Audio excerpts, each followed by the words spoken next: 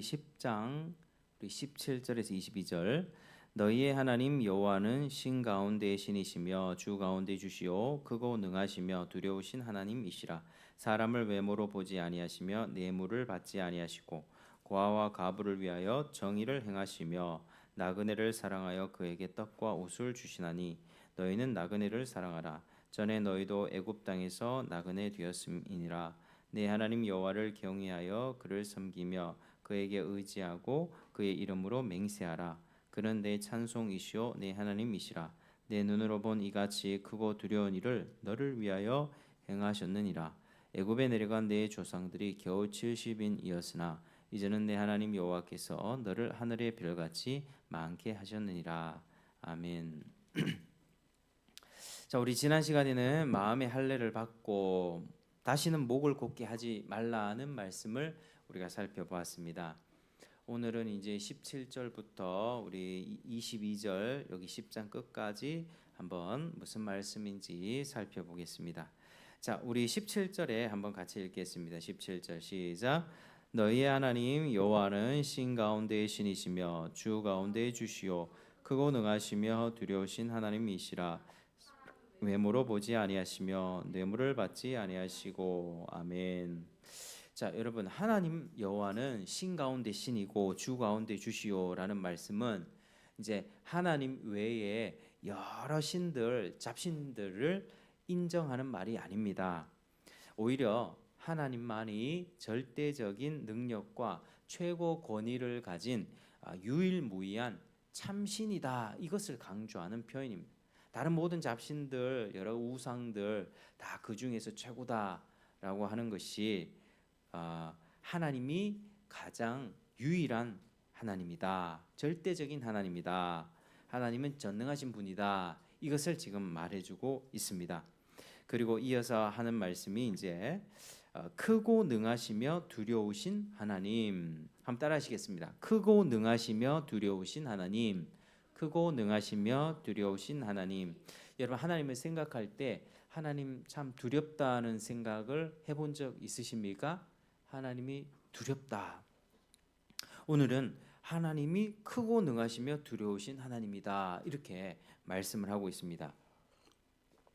근데 우리가 하나님의 두려움을 생각할 때 한 두 가지로 생각해 볼 수 있습니다.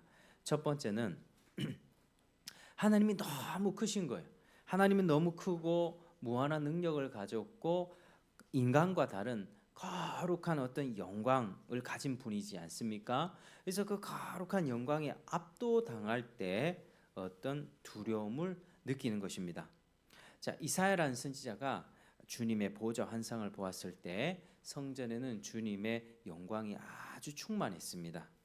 그리고 천사들은 거룩하다 거룩하다 거룩하다 만군의 여호와, 그의 영광이 온 땅에 충만하도다라고 이렇게 외치고 있었습니다. 하나님을 찬양하고 있었습니다. 그때 이사야가 그 광경을 딱 본 순간 본능적으로 어떻게 고백을 합니까? 이렇게 말합니다. 화로다 나여 망하게 되었도다. 나는 입술이 부정한 사람이요 나는 입술이 부정한 백성 중에 거주하면서 만군의 여호와이신 왕을 배웠음이로다 하였도다, 이렇게 말씀하고 있습니다. 그러니까 이사야는 지금 뭘 본 것입니까? 그 천사들이 하나님의 영광을 찬양하는 걸 보면서 창조주 하나님의 영광에 압도당하는 그런 경험들을 한 것입니다. 그러니까 하나님의 그 찬란한 영광 앞에서 자기 자신을 바라보니까 자기는 너무 무가치하고 더럽고 또 부패하다는 것을 깨달았다는 것입니다. 그래서 하나님 앞에 딱 섰을 때 나는 이제 망했다, 나는 이제 죽었다, 본능적으로 이렇게 고백했다는 것입니다.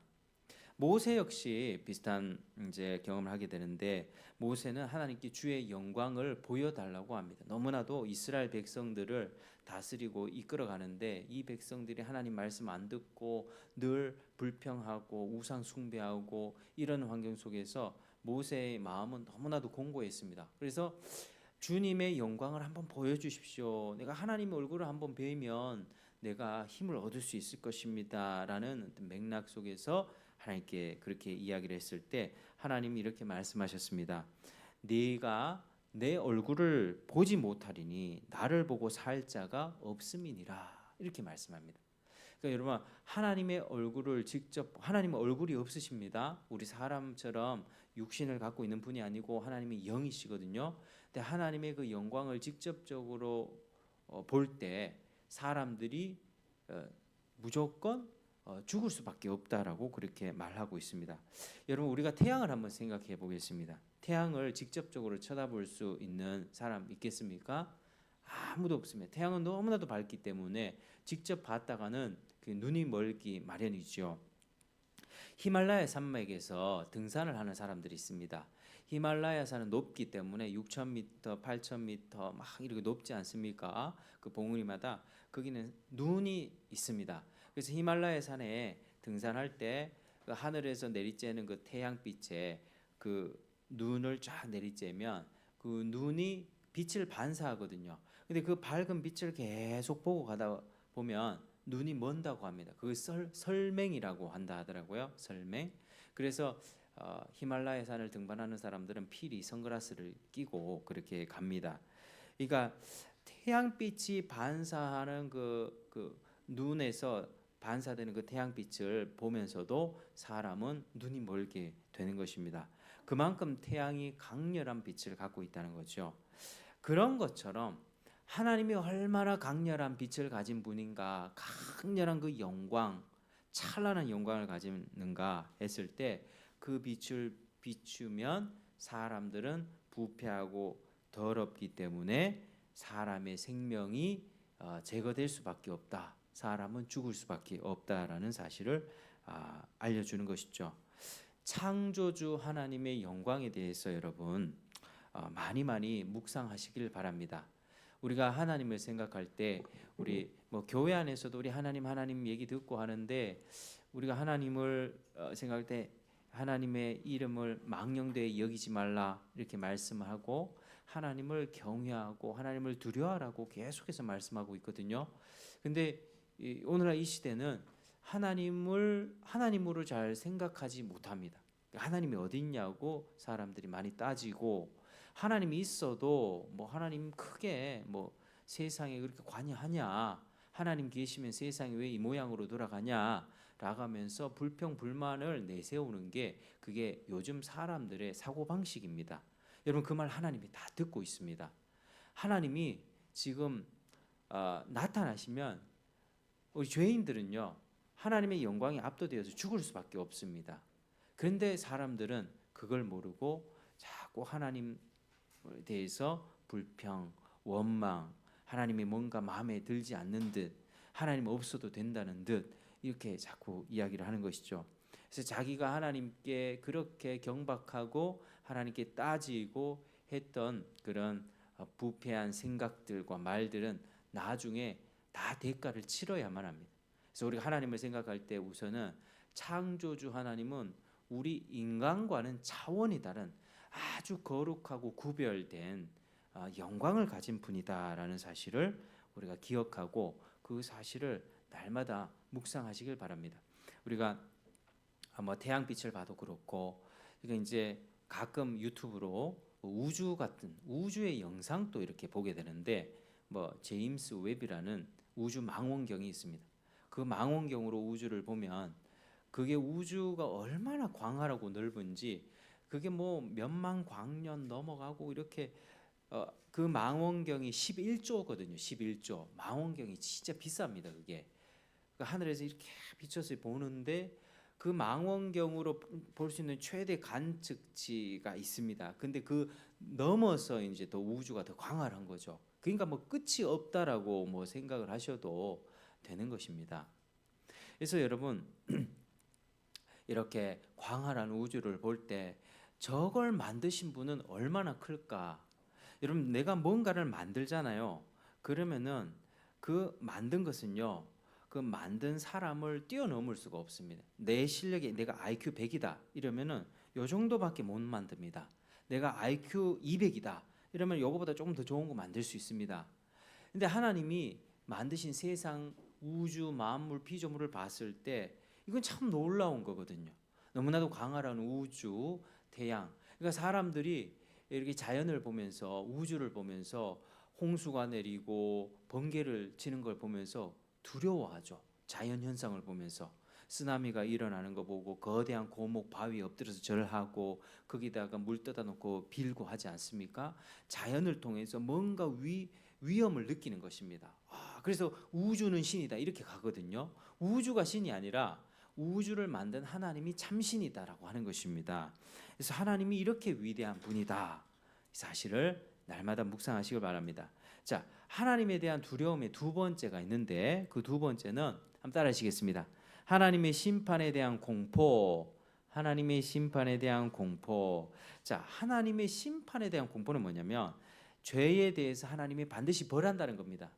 여러분, 요즘에 사람들이 죄를 짓고 살면서 죄 지은 사람들이 벌 안 받고 떵떵거리며 잘 사는 것을 우리가 목도하게 되죠.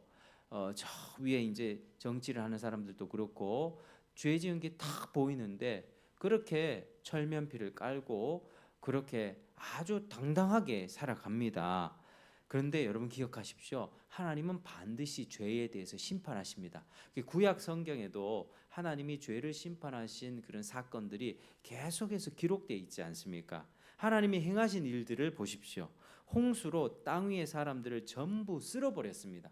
이게 노아의 홍수 사건을 보면서 어떤 사람들은 그냥 그게 전 세계적인 홍수가 아니었다. 뭐 이쪽 지방 뭐 국지적인 홍수였다라고 얘기하는데 절대 그렇지 않습니다.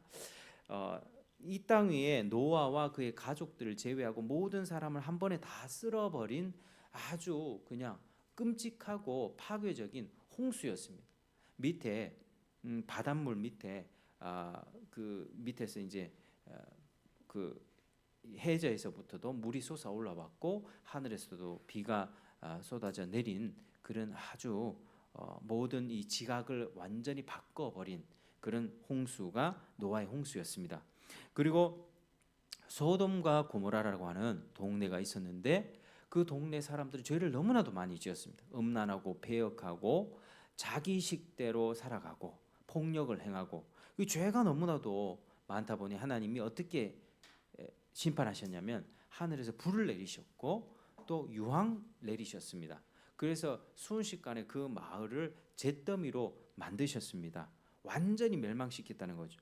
그리고 하나님께서는 가나안 원주민들을 진멸하라 하시고 가나안 원주민들을 왜 죽이라고 하신지 아십니까? 그 사람들은요 자기 자식을 산채로 불태워서 제사 드리고 그렇게 음란한 짓 행하고 사람을 죽이고 하는 것을 아주 쉽게 생각했던 도시였습니다. 그래서 그 가나안 땅의 원주민들을 다 죽여버려라. 그리고 회개하지 않은 죄인을 지옥 불구덩이에 던져서 영원한 형벌을 그렇게 주시겠다 한 분이 바로 하나님이십니다. 여러분 하나님이 이렇게 심판하시는 분입니다. 한번 따라하시겠습니다. 하나님은 죄에 대해 심판하십니다. 하나님은 죄에 대해 심판하십니다.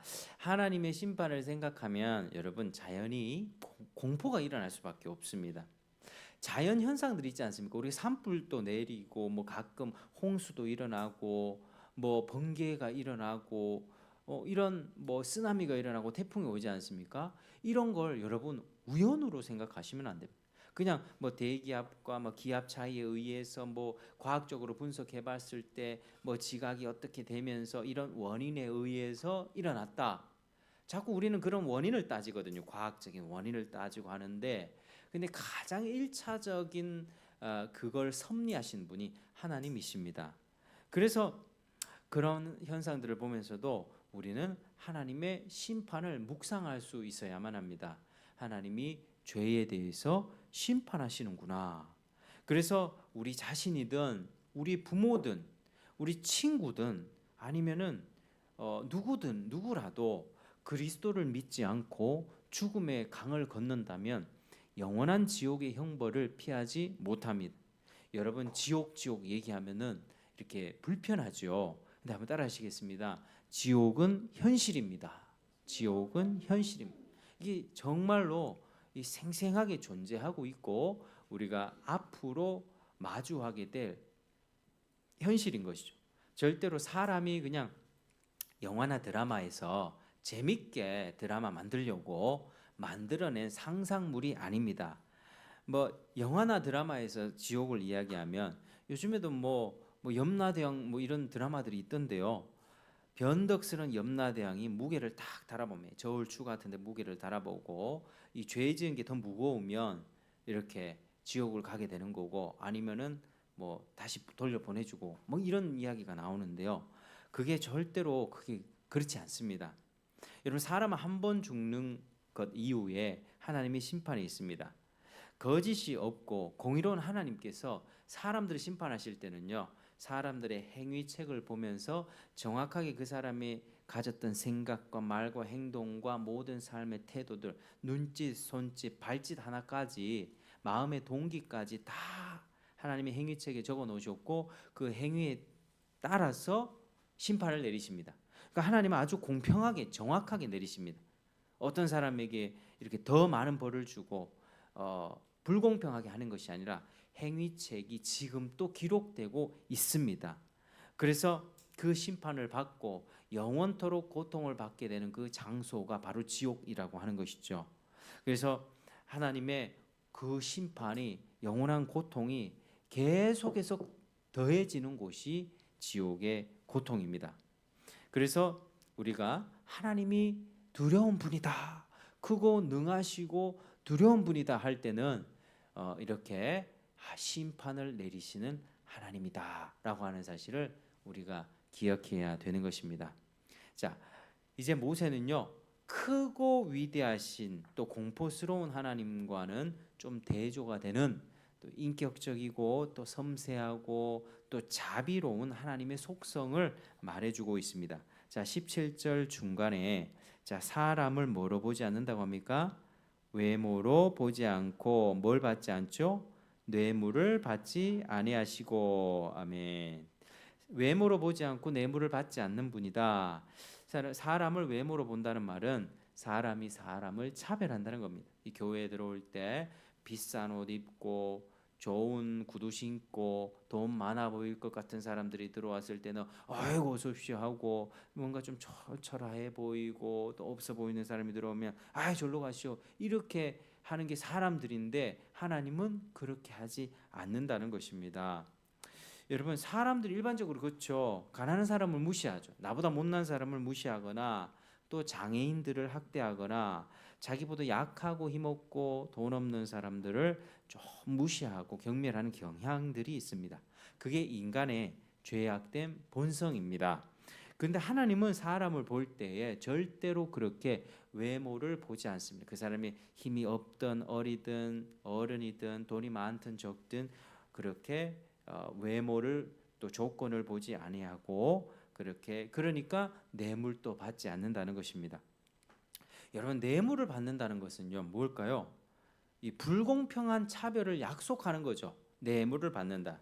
네가 나한테 돈을 갖다 바치면 너를 채용해 줄게 이거 아니겠습니까? 어떤 입시 비리나 뭐 채용 비리 같은 거 터지면 돈을 갖다 바쳐 가지고 좋은 자리 공직 자리 들어가고 이번에도 뭐 성관이 뭐 자녀들 이렇게 막 입시 그 채용 비리들이 많이 있었지 않습니까? 막 옮겨주고 그게 다 뇌물 아니겠습니까? 그 불공평하죠. 거기 들어가기 위해서 열심히 공부하고 땀 흘리고 했던 사람들은 들어가지 못합니다. 실력을 갖춘 사람들. 그러나 아버지의 백으로 돈을 갖다 바쳐 가지고 들어가는 사람들은 자기 실력이 되지 않으면서도 그렇게 들어가게 되는 거죠. 그래서 이 세상은 사람들이 서로 외모를 보고 차별하기 때문에 부조리한 것들이 넘쳐나게 됩니다. 그래서 뇌물을 주고 받기도 하고 서로 그렇게 인생들을 괴롭게 하면서 살게 되는 것이죠. 자, 우리 하나님은 이렇게 위대하고 두려우면서도 공평하고 자비로운 분이십니다. 자, 18절에는 계속해서 하나님의 자비로운 성품을 말씀하는데요. 자, 18절 같이 읽겠습니다. 시작. 고아와 과부를 위하여 정의를 행하시며 나그네를 사랑하여 그에게 떡과 옷을 주시나니. 아멘. 여러분 이 말씀은 당시 시대 상황을 잘 이해하면 그 뜻을 더 분명하게 알 수 있습니다. 당시는 가부장적 사회였죠. 당시는 이스라엘은 가장이 그 가정의 대표가 되어서 모든 걸 결정했습니다. 그리고 집안의 경제, 법률, 전쟁이나 죽음으로 인해서 또 소외된 자들을 돌볼 책임이 있었습니다. 그래서 이스라엘 사회에서 가정의 기본 단위는 뭐냐면 아버지의 집이었습니다. 이렇게 아버지의 집이었는데 아버지의 집에는 누가 살았나? 가장이 있었고 그 가장에 아내가 있었고 또 혼인하지 않은 자녀 그리고 결혼해서 아내와 자녀를 거느린 그 아들도 포함이 되어 있었습니다. 뭐 딸은 시집 가면은 그 집에 아버지의 집으로 들어가는 거죠. 그 가장 집으로 가게 되는 거고 이 남자를 중심으로 해서 그렇게 아버지의 집이 형성되어 있었습니다. 이 사람들은요 운명 공동체였습니다. 같이 지냈습니다. 같이 밥을 먹고 또 같이 경작하고 노동을 하고 또 함께 지내면서 어려운 일이 있으면 함께 도와가는 그런 공동체였습니다. 그런데 아버지의 집이 없는 자들이 누구였겠습니까? 아버지가 돌아간 사람들이죠. 그러니까 고아나 또 남편이 죽은 과부들, 고아나 과부 같은 사람들은 이 아버지의 틀 안에서 어떤 정당한 보호나 공급을 받지 못했던 사람들이었습니다. 그러니까 고아나 과부는 사회의 아주 취약층이라고 하는 것입니다. 근데 하나님이 어떤 분이라고 합니까? 이 고아와 과부를 위하여 뭘 행하시는 분? 정의를 행하시는 분, 고아와 과부는요 어딜 가나 학대받고 차별받게 돼 있습니다. 왜냐하면 아버지의 돌봄이 없기 때문에. 지금은 많이 덜하죠. 지금은 남편을 먼저 보냈다고 해서 이 여자가 어디 가서 물론 힘이 없어가지고 좀 이렇게 무시를 당할 수는 있지만은 옛날 같은 경우는 거의 죽은 목숨이겠죠. 거의 이제 남자의 그 경제권 아래 살아갈 수밖에 없고 그렇게 그런 가부장이 강했던 그 사회였으니까요. 그러니까 그들은 차별을 받을 수밖에 없는데 하나님이 그들을 위해서 정의를 직접 행하시는 분, 고아와 과부를 위하시는 분이다. 그래서 이 말은 하나님이 고아와 과부의 아버지가 되어준다는 뜻입니다. 그래서 성경은 하나님을 말할 때 따라하시겠습니다. 고아의 아버지, 또 과부의 재판장, 이렇게 계시를 하십니다. 그래서 하나님께서는요 이렇게 사회적으로 정당한 돌봄을 받지 못하는 자들을 굉장히 불쌍히 여기시고 그들을 직접 보살펴 주시는 분이십니다. 자, 같은 맥락에서 하나님은 또 누구를 사랑하십니까? 나그네를 사랑하십니다.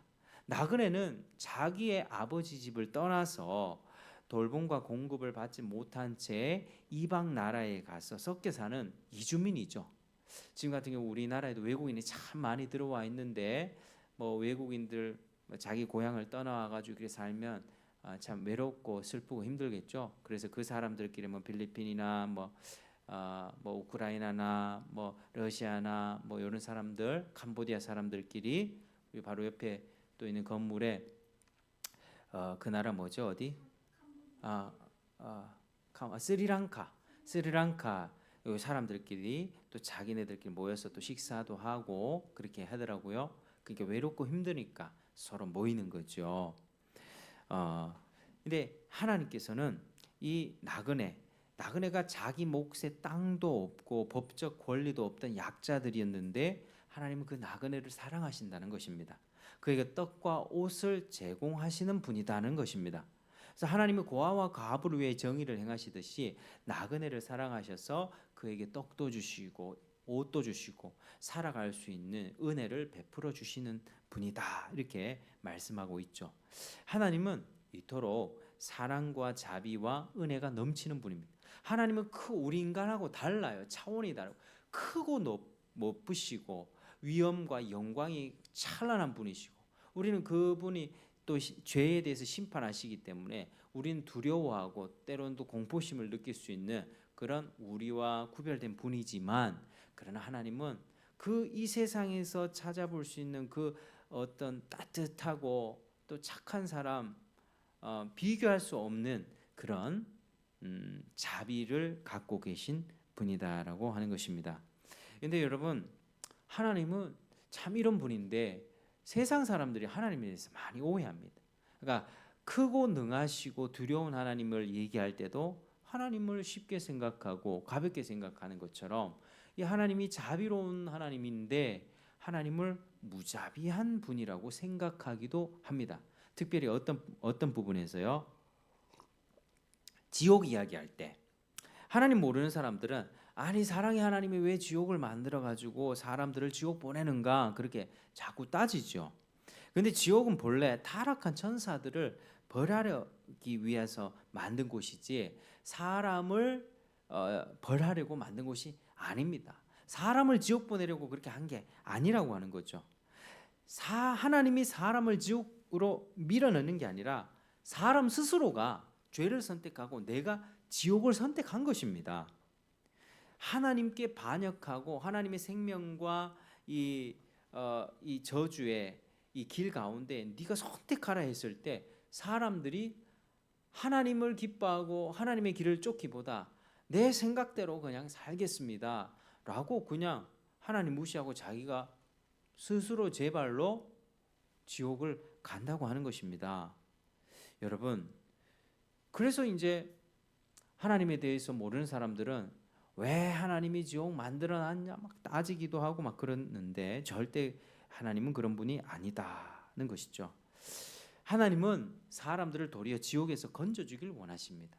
제 발로 걸어가는 그 지옥에 걸어가는 인생들을 불쌍히 여기셔서 예수를 보내주시고 또 생명을 풍성하게 주기를 원하십니다.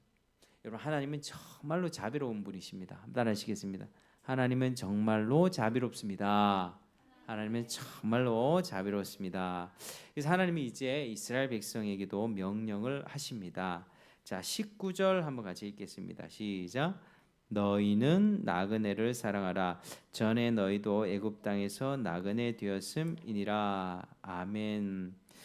너희가 애굽에서 나그네로 살아갈 때 하나님은 너희를 돌봐주셨다.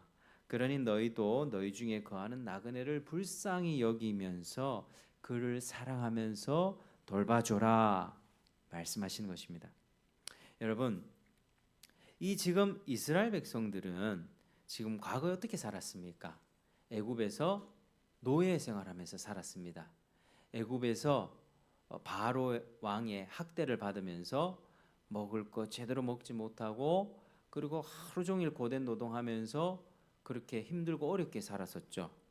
그렇게 애굽에서 고통당하면서 살 때 하나님이 두려운 하나님이 10가지 심판을 내리셔서 애굽에서 건져주셨습니다. 그 지옥 같은 인생에서 건져주셨습니다. 그래서 자비를 입은 거죠. 하나님은 은혜와 자비를 입었습니다. 그러니까 너희들도 너희 가운데 사는 그 나그네들을 불쌍히 여기라, 돌봐주라 이렇게 말씀하고 있습니다. 여러분, 하나님의 자비를 먼저 입은 사람들은요, 하나님의 자비를 베풀며 살아야 할 의무가 생깁니다. 예수님도 이렇게 말씀하셨습니다. 누가복음 6장 36절에 너희 아버지의 자비로우심 같이 너희도 자비로운 자가 되라. 마태복음 5장 48절 하늘에 계신 너희 아버지 온전하신 같이 너희도 온전하라. 여러분, 하나님의 자비는 뭐냐면요, 하나님이 이 세상을 보실 때 자비의 마음으로 보신다는 것은 일단은 죄로 인해서 고통받고 무질서하고 혼란과 파괴 속에서 살아가는 피조물을 향한 긍휼하심 속에서 나온 안타까움입니다. 안타깝다는 거예요. 하나님을 떠나서 사람들이 각자 자기 생각대로 살아갑니다. 어떤 사람은 공부 열심히 하고 어떤 사람은 돈을 많이 벌려고 노력하고 투잡 쓰리잡도 뛰고 어떤 사람은 뭐 난 돈 안 벌어도 되니까 나는 그냥 놀면서 살 거야 땡깡 그냥 뭐 한량처럼 살고 자기 식대로 방식대로 사는데 전부 다 하나님 몰라요.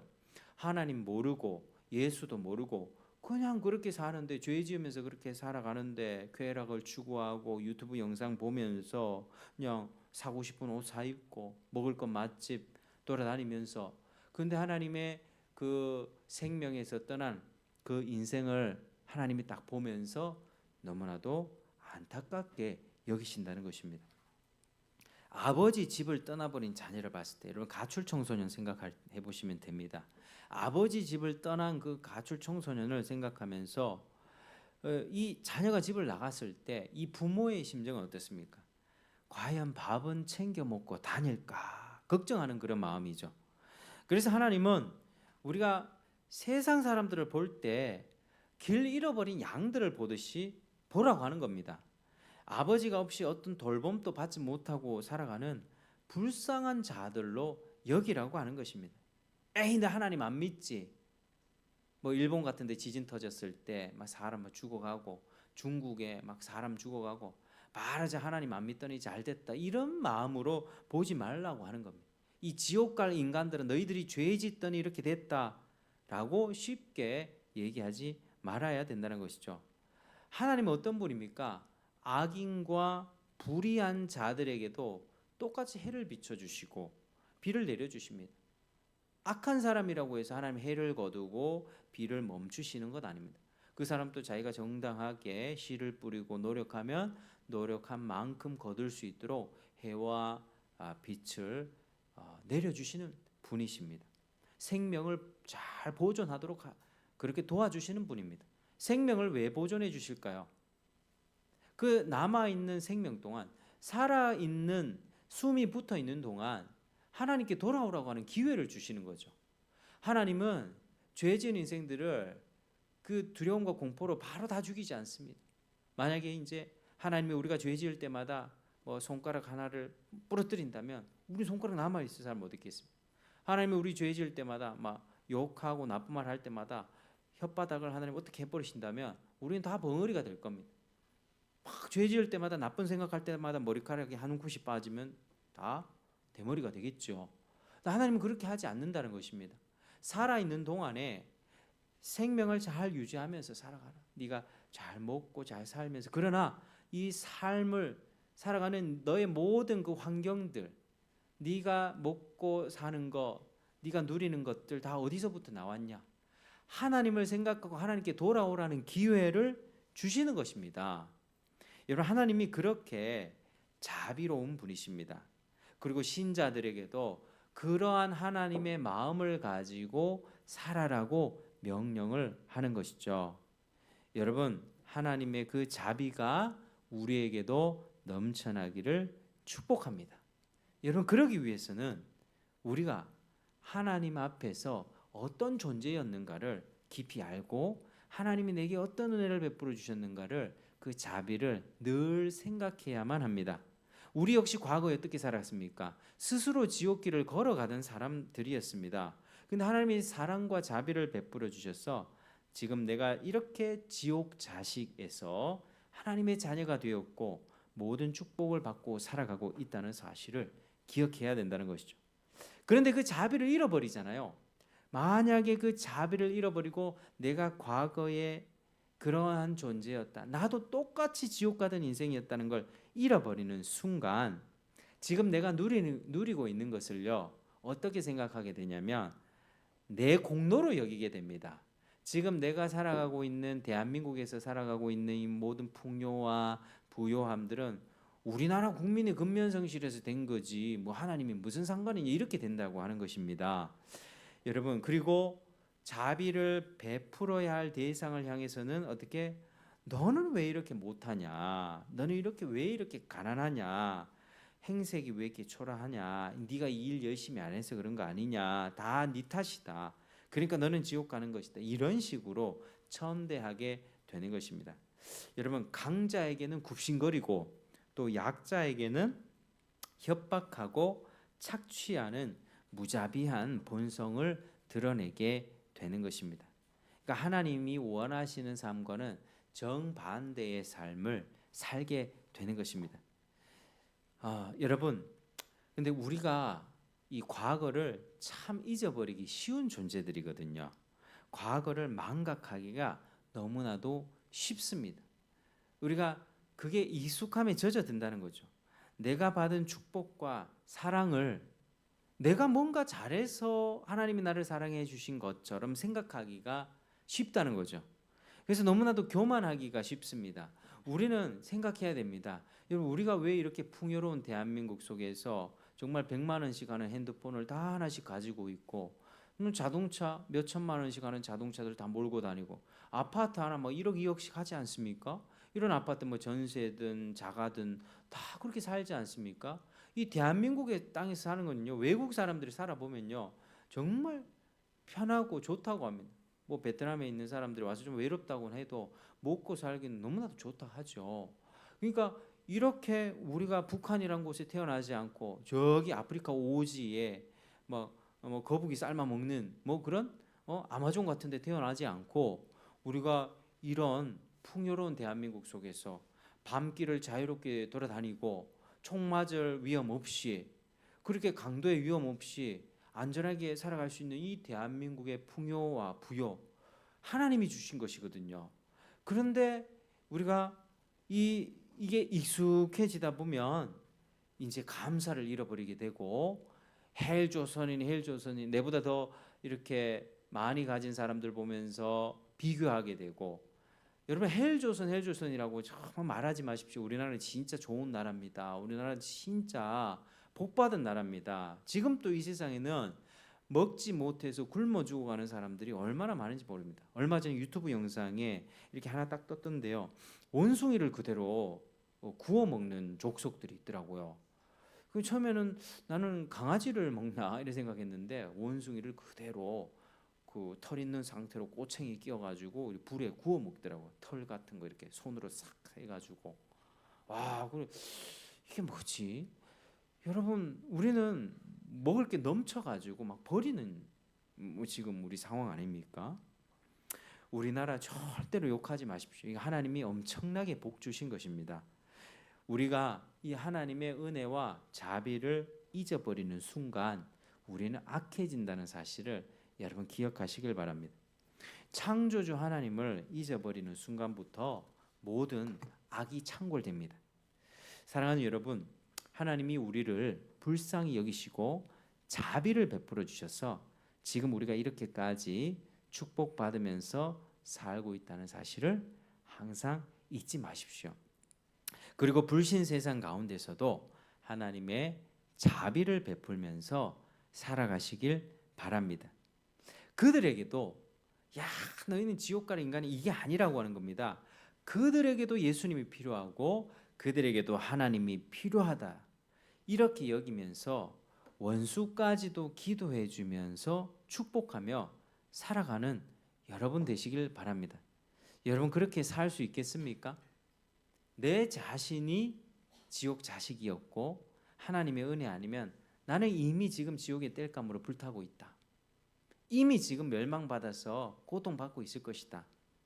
하나님이 우리를 지금까지 은혜 주셔서 여기까지 올 수 있었습니다. 여러분, 하나님은 우리가 우리 삶을 통해서 하나님의 영광을 드러내기를 원하세요. 때로는 하나님의 그 위대하심, 하나님의 영광을 드러내기를 원하시고 때로는 죄에 대해서 대가를 치르고 죄에 대해서 벌하시는 그 공의를 드러내기를 원하세요. 그래서 우리 자녀들에게는 잘못할 때 매를 댈 수 있는 거죠. 오늘날에는 이제 절대로 매들면 안 된다라는 식의 사고방식들 그게 막 법으로 막 들어오게 되는데 그게 아닙니다. 사랑한다면 잘못된 것들을 고쳐주기 위해서는 훈계하고 책망하고 매도될 수 있는 거죠. 그게 하나님의 뜻입니다.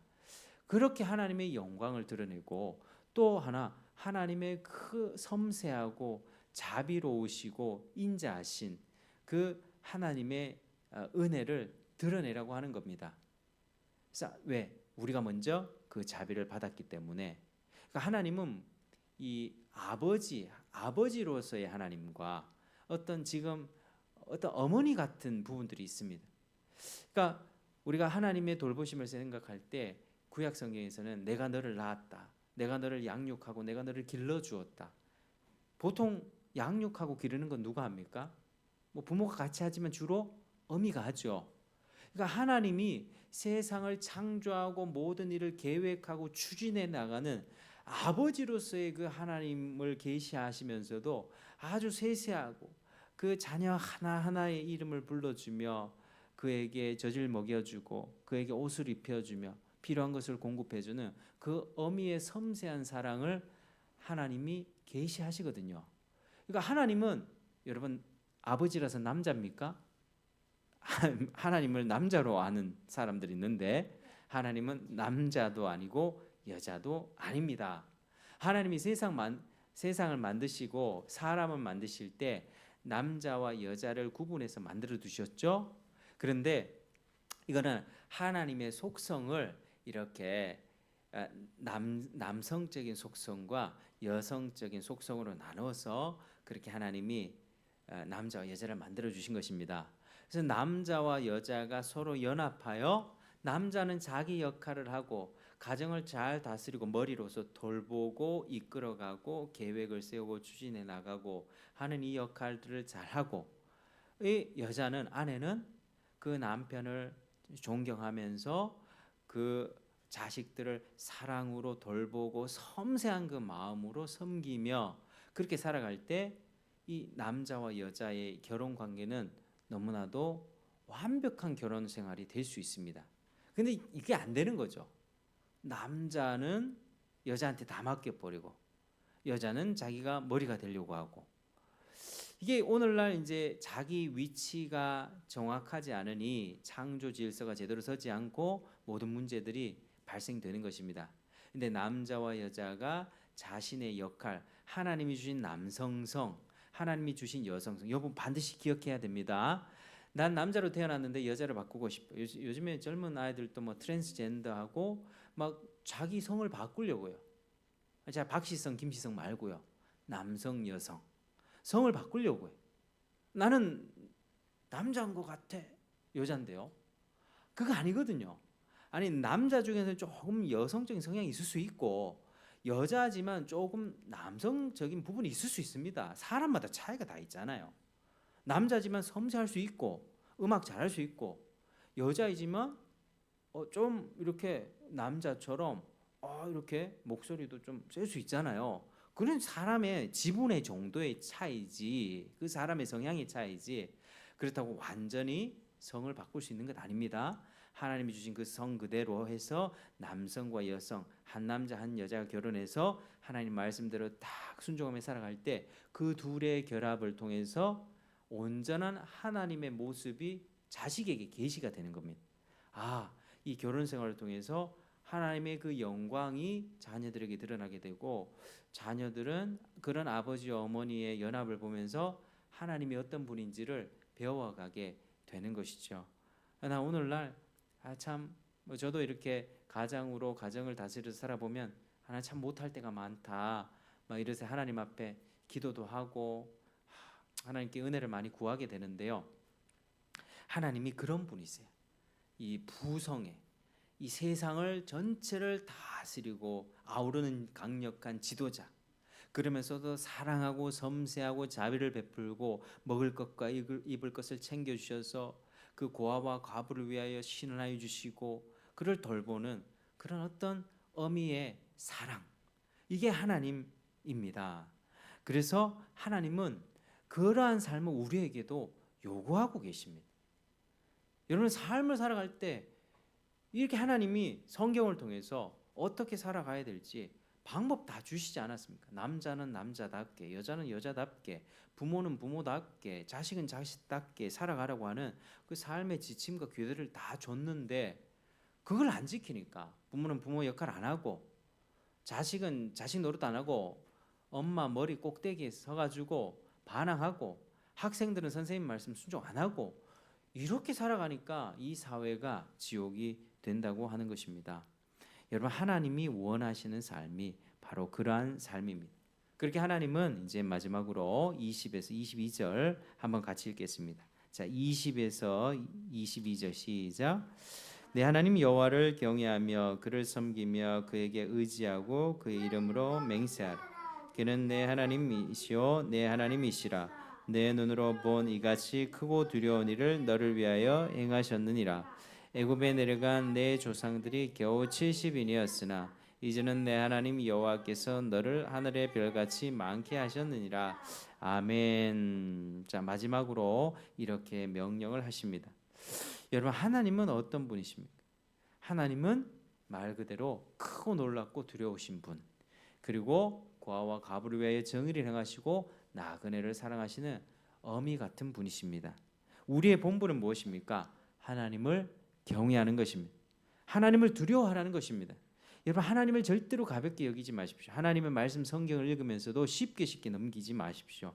하나님을 섬기고 하나님을 의지하고 하나님 앞에 신실하게 살아가기를 맹세하십시오. 이거 그 이름으로 맹세하라.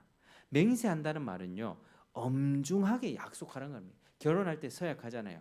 이 사람을 죽을 때까지 사랑하겠습니까? 하고 서약하고 보는 사람 앞이 사람들이 증인이 되어서 그러고 엄중하게 약속하고 결혼하는 것 아니겠습니까? 하나님 앞에 살아갈 때는 그렇게 엄중한 약속을 하는 것처럼 그렇게 살아가려고 하는 겁니다. 근데 약속 지키지 않으면 어떻게 됩니까? 화를 당할 수 있는 게 맹세입니다. 내가 절대로 이거 아니야라고 맹세를 했지 않습니까? 그 맹세가 거짓이었다. 그러면 적법하게 처벌을 받게 되는 것입니다. 하나님은 그분의 이름을 위하여 이스라엘을 끝까지 책임지고 복 주셨습니다. 그래서 하나님은 그 책임과 의무를 우리에게도 요구하십니다. 요즘에는 뭐 책임감, 의무감 이런 거 얘기하면은 뭐 별로 좋아하지 않는 시대가 됐어요. 뭔가 매이는 것 같거든요. 근데 하나님은 매여서 살라고 합니다. 네 마음대로 그냥 줄 끊어진 연처럼 그냥 훅 날아가다가 툭 떨어지는 인생이 아니라 줄에 딱 매여 있어야지. 연이 높이 날면 날수록 그때부터는 처음에는 연 날리다 보면 막 뛰어다니잖아요. 연 달리기 위해서 실 이만큼 해가지고 뭐 아파트 높이 해가지고 막 뛰어다니다가 실을 점점 풀고 이렇게 하늘 위로 날리면 어떻게 됩니까? 이제는 그게 바람을 타가지고 그냥 연이 스스로 납니다. 줄은 이제 받쳐줄 뿐이죠. 그런 삶을 원하시는 것입니다. 하나님은 나에게 매어서 살아라. 너가 너 스스로의 삶을 그렇게 혼자서 생각하고 살지 말고 엄중하게 맹세하고 서약하듯 그렇게 살아가라고 하시는 것입니다. 책임과 의무감을 다하고 하나님을 섬겨라. 가볍게 살지 말고 그 말과 행위에 진실하도록 상황에 따라 살지 말고 진리 따라서 하나님의 온전하심대로 받은 은혜대로 은혜 베풀면서 살아라. 이렇게 명하시는 것입니다. 여러분, 우리의 삶이 정말 하나님을 더 닮아가고 하나님을 더 묵상하고 그 하나님의 명령을 가볍게 여기지 않고 그렇게 엄중하고 무겁게 하나님께 매여서 살아가는, 그래서 하나님의 영광을 드러내는 저와 여러분 되시기를 주님의 이름으로 축복합니다. 기도하겠습니다. 아버지 하나님 감사합니다. 오늘 하나님의 이 말씀 살펴보면서 하나님 크고 놀랍고 두려우신 분이라는 사실, 죄에 대해 심판하시는 또 공포심 있는 하나님, 그러나 고아와 과부를 사랑하시고 나그네를 돌봐주시는 또 섬세한 또 하나님임을 보았습니다. 우리가 그 하나님을 배신하지 않고 하나님을 끝까지 사랑하고 섬길 수 있도록 은총을 베풀어 주시옵소서. 하나님 아버지, 하나님 앞에 무겁고 엄중하게 정말 하나님 앞에 책임과 의무를 다하여 살아갈 수 있도록 복 내려 주옵소서. 예수님 이름